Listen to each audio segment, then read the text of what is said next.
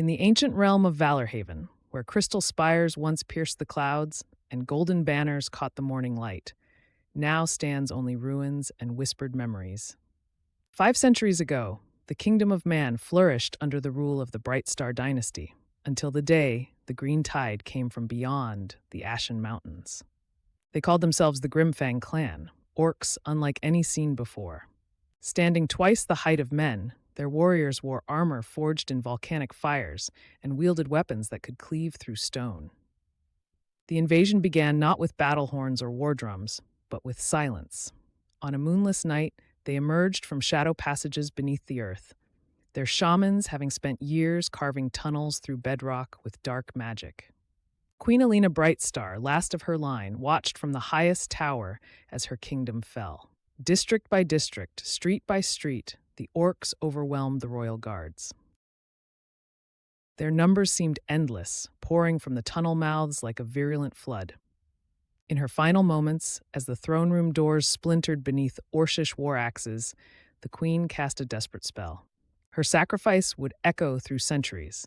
She used her own life force to seal her people's essence into the crown of dawn, preserving their souls until the day they could be awakened. The orcs claimed victory, but found themselves ruling over an empty kingdom. Every human in Valorhaven had vanished, their spirits bound to the crown.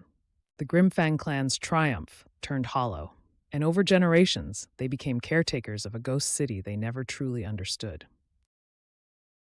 Now, 500 years later, a lone figure walks the overgrown streets of what was once humanity's greatest city. Lyra Dawnweaver, a young mage with hair like spun silver, traces her fingers along walls where ivy has claimed more territory than mortar.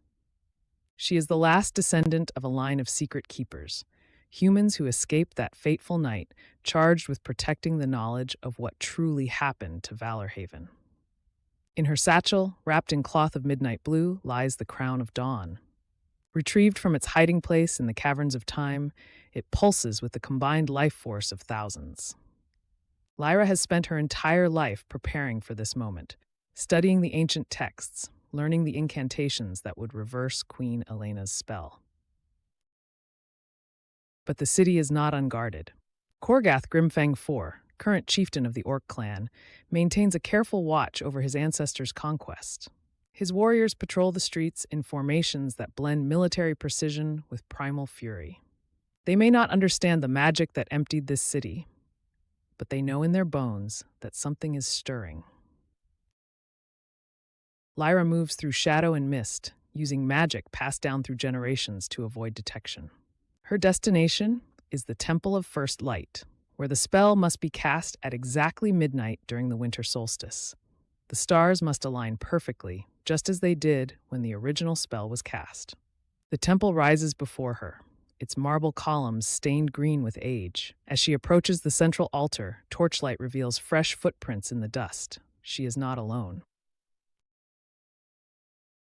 We have watched for 5 centuries. We have seen the secret keepers come and go, watching us as we watched them. Did you think we would not learn?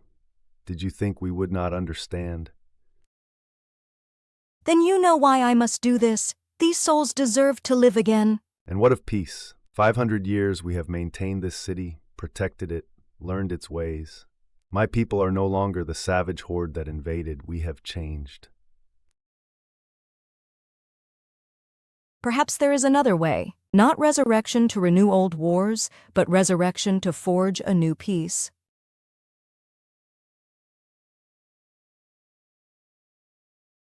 When the stars align and the crown releases its power, it does not restore the kingdom as it was, but as it could be. The souls of Valorhaven return to flesh, but they awaken to a changed world.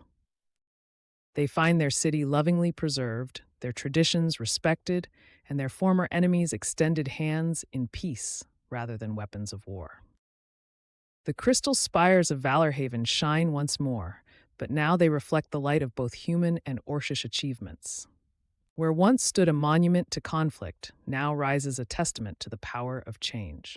The markets buzz with trade in both human crafts and Orsish goods.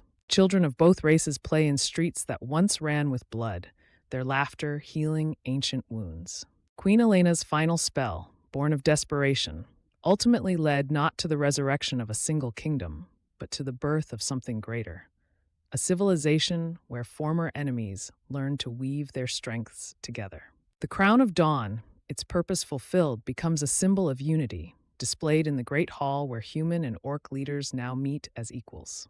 Lyra takes her place as a bridge between peoples, teaching magic to students of both races, while Korgath ensures that the peace is maintained with the same dedication his ancestors showed in war. Together, they prove that the greatest victories are not won on battlefields, but in the quiet moments when ancient enemies choose to see each other as equals. And so the tale of Valorhaven continues, no longer a story of loss and resurrection, but one of transformation and hope. The kingdom that rose from the ashes became something its founders could never have imagined, proof that even the deepest wounds can heal, and the bitterest enemies can become the strongest allies, if only they dare to imagine a different path.